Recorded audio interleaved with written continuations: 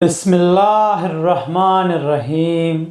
اس میں کوئی شک نہیں کہ میڈیکل سائنس نے بہت ترقی کی ہے اور ہم ہی اس کو سمجھنے کی کوشش نہیں کرتے اور حکیم اور پیروں سے دوائی لیتے ہیں جن کا حقیقت سے کوئی تعلق نہیں۔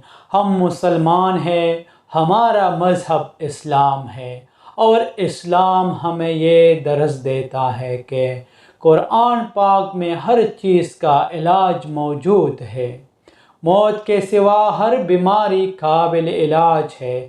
5 وقت کی نماز ادا کرے، اللہ کو یاد رکھے۔ قرآن پاک بترجمہ پڑھیں گے تو کوئی وجہ نہیں کہ آپ کی بیماری کا علاج نہ ہو اور آپ کے دل کی مراد پوری نہ ہو۔ بس اعتقاد یعنی یقین کی ضرورت ہے۔ اس میں کوئی شک نہیں کہ نوجوان نسل میں بانجھ پن تیزی سے بڑھ رہا ہے اور اس کے وجوہات میں نیند کی کمی، بے سکونی، ٹینشن اور آلودگی بھی شامل ہے۔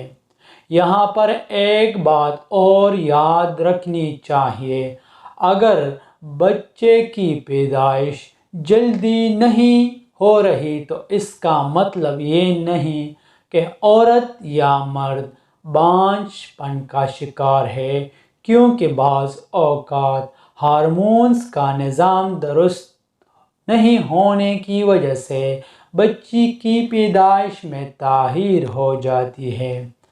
تاہم ہمارا کہنا ہے کہ اگر اللہ نے چاہا آپ اس وظیفے کو پڑھیے تو بانجھ پن سے چھٹکارا ملنے میں مدد مل سکتی ہے اور آپ کے ہارمونز میں بھی مثبت تبدیلی آ سکتی ہے انشاءاللہ۔ بانجھ پن عورت کو چاہیے کہ 7 دن روزے رکھے، افطار کے وقت 21 مرتبہ یا مصورو پڑھ کر پانی دم کرے اور اسی پانی سے افطاری کرے، انشاءاللہ تعالی حمل قرار لائے گا اور فرزند صالح پیدا ہوگا۔